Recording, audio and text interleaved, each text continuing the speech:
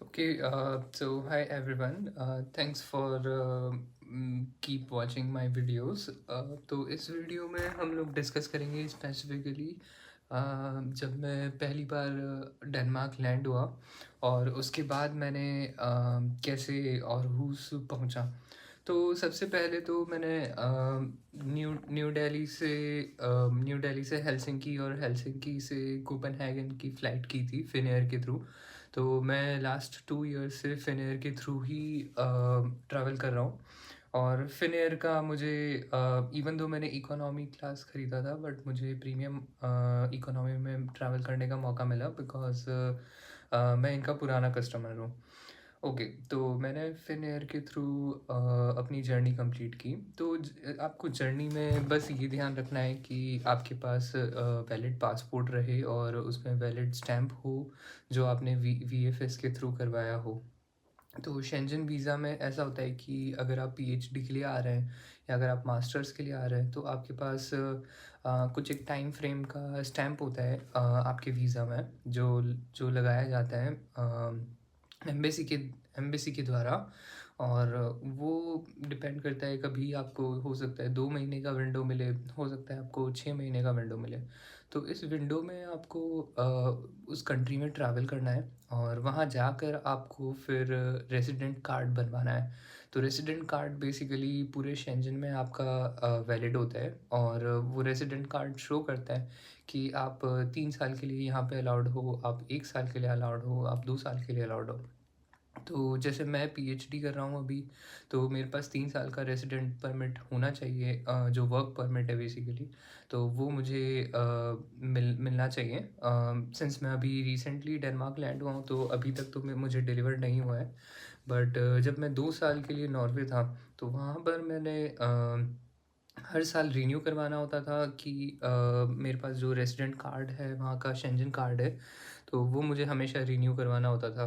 तो उसमें कंडीशन ये होती है कि आप जो भी कोर्स कर रहे हैं, आप जो भी पढ़ाई कर रहे हैं, उसमें आप अच्छा कर रहे हैं और आपके पास 1 साल रहने का पैसा है।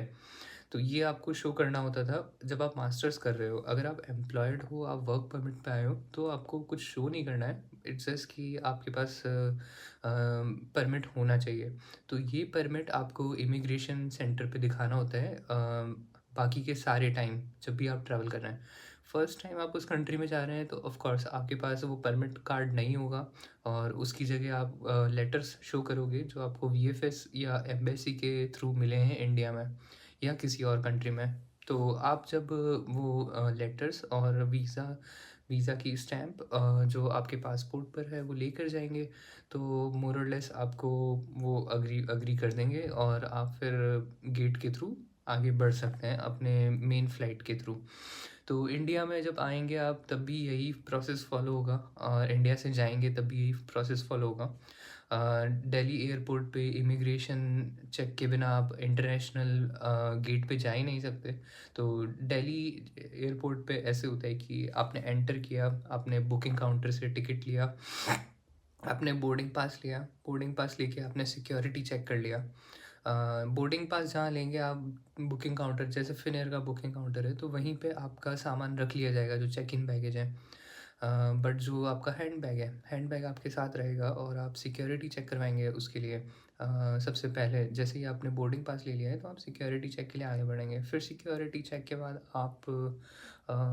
आपको इमिग्रेशन काउंटर पे जाना पड़ेगा। जो इमिग्रेशन काउंटर आपको कंफर्मेशन देगा और स्टैंप्स लगाएगा कि you have been departed from new Delhi airport और आप बेसिकली हेलसिंकी में जा रहे हैं। तो वो हेलसिंकी वाले बोर्डिंग पास पे आपका स्टैंप लगाएगा कि डिपार्टेड, और आपके पासपोर्ट में भी स्टैंप लगाएगा डेट के साथ। तो ये इमिग्रेशन का काम होता है न्यू दिल्ली एयरपोर्ट पे। और जैसे ही आप हेलसिंकी पहुंच जाएंगे तो भी तब भी आपके पासपोर्ट पे एक साइन और लगेगा।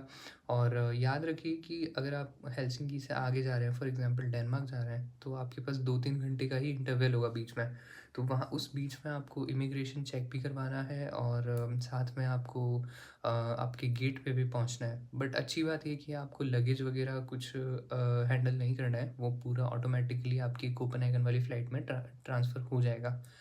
और इस प्रोसेस में आपको मोस्टली बस इमिग्रेशन काउंटर जाना होगा हेलसिंकी एयरपोर्ट पे, जहाँ पे आप अराइव्ड लिख पाएँगे अपने पासपोर्ट पे। और उसमें फिर बेसिकली वो एंट्री एंट्री करेंगे कि you have entered in Schengen area. तो इस तरीके से एक प्रोटोकॉल फॉलो होता है कैसे आप ट्रांज़िट कर सकते हैं। और इसी वीडियो में आपको मैं क्विकली भी ये भी बता देता हूँ कि जैसे ही मैंने डेनमार्क लैंड किया था, तो डेनमार्क्स में जैसे ही मैंने लैंड किया तो मैंने एयरपोर्ट पे ही कंफर्ट इन होटल बुक किया था एक रात के लिए, क्योंकि मैं जब लैंड हुआ था तो 6 यहाँ के करीब 6-7 बज चुके थे और मैं नहीं चाहता था कि पूरी रात मैं और ट्रैवल करूँ ऑरहुस जाने के लिए। तो इसीलिए फिर मैंने होटल ले लिया और अगले दिन मैं कुम्बाडो के थ्रू ऑरहुस पहुंचा। तो आप अगर ऑरहुस पहुंचना चाहते हैं तो सबसे अच्छा तरीका है कि एयरपोर्ट से बस चलती है कोम्बाडो एक्सप्रेसन। कोम्बाडो एक्सप्रेसन बेसिकली फेरी के साथ बस चलती है। तो उसमें होता ऐसा है कि आप बस में बैठ जाते हैं, फिर बस से आप ऑर्डन तक जाते हैं। ऑर्डन तक जाने के आपको 1 या 1.5 घंटे लगेंगे और उसके बाद फिर आप वहाँ से फेरी में बैठते हैं और फेरी आपको पहुँचाती है ऑरहुस सीधा कोपेनहेगन से। और ये इसका टाइम है 3 घंटे, तो टोटल आप 4 घंटे में कोपेनहेगन एयरपोर्ट से सीधा ऑरहुस सेंट्रल पहुँच सकते हैं। और वहाँ से फिर जो बस चलती है वो आपको बस स्टॉप तक लेके आती है। तो जर्नी इस तरीके से प्लान होती है कि आप बैठते तो कोपेनहेगन एयरपोर्ट से बस में हैं। बस आपको फिर फेरी में बिठाती है। बेसिकली बस पूरी फेरी के अंदर चली जाती है और फिर आप बस से निकलकर लाउंज में बैठ सकते हैं, फेरी के लाउंज में। और फिर जब आपका टाइम आने लगता है तो आप फेरी के लाउंज से वापस बस में बैठने जाते हैं और वो बस फिर आपको ऑरहुस में पहुंचाती है। तो बस आपके साथ ही ट्रैवल करती है फेरी में और आपको जहाँ भी लैंड लैंड पे ट्रैवल करना है वो आपको काम आएगी। तो वही बस आपको बैठना है और ये याद रखिए कि बस का नंबर हमेशा आपको पता हो, क्योंकि वहाँ पे उस फेरी में मतलब 10 से 11 बसें पार्क होती हैं और आप तो ऊपर पहुँच जाएँगे जहाँ पे लाउंज एरिया है, कैफेटेरिया है। तो थोड़ा ये कन्फ्यूज़न हो सकता है कि आपकी बस कौन-सी है। तो इसी चीज़ से बचने के लिए आप बस नंबर और ये सब चीज़ें याद रखिए। और कोपेनहेगन एयरपोर्ट से आप ऑर्डन तक बस से जाइए, फिर बस आपकी फेरी के अंदर चल जाएगी और फिर आप कैफेटेरिया में बैठ जाइए। और जैसे ही आपका टाइम हुआ तो आप कैफेटेरिया से वापस से बस में चले जाइए, जो कि फेरी के अंदर ही होगी बस, और फिर आप उस बस से ऑरहुस तक पहुंच सकते हैं। तो बस आपके साथ ही ट्रैवल करेगी पूरे दौरान। और ये एक बड़ा इंटरेस्टिंग चीज़ है कि बस खाली है और आपको आपके साथ फेरी में ही बस पार्क्ड रहती है। और इस न सिर्फ बस बट ऐसी बहुत सारी गाड़ियाँ। तो ये एक छोटा सा इंफॉर्मेशन मुझे शेयर करना था। तो ये मेरा पहला दिन का एक्सपीरियंस है डेनमार्क में आने का, या बोलें कि ऑरहुस आने का। तो ये मेरा 2 दिन का एक्सपीरियंस है एक्चुअली। पहला दिन मैंने होटल में बिताया और दूसरा दिन फिर मैं ऑरहुस आ गया। और फिर जैसे ही मैं ऑरहुस बस स्टेशन पहुंचा तो वहाँ पे मेरे प्रोफेसर मुझे लेने आ गए थे। तो ये एक बहुत अच्छा मतलब यहाँ पे इन्होंने समाज बनाया है जो बेसिकली हर एक की कंडीशन को समझा जाता है कि हाँ, मैं मेरा प्रोफेसर मुझे लेने आया, जो कि एक not I mean it's not a big thing as well as a small thing. इस सेंस में कि वो जानता है कि मेरे पास बहुत सारा लगेज है, मैं पहली बार ऑरहुस आया हूँ और मैं कैसे अपने डॉर्म तक पहुँचूँगा या अपने रूम तक पहुँचूँगा। तो ये सारी चीज़ें यहाँ पे थोड़ा एक अच्छा कल्चर है, बोला जा सकता है कि आपको आपको बेसिकली परेशानी नहीं होनी चाहिए, उसका पूरा ध्यान रखा जाता है।